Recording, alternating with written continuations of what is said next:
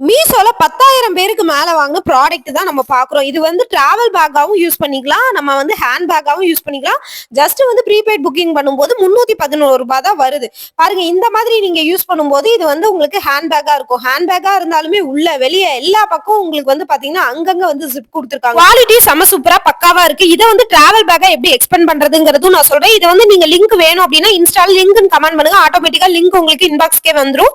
யூடியூப்ல பாக்குறீங்கன்னா கம்யூனிட்டி போஸ்ட்ல லிங்க் கொடுத்துருக்கேன். 2-in-1 பர்பஸா இது யூஸ் பண்ணிக்கலாம். குவாலிட்டி வந்து செம பக்காவா இருக்கு.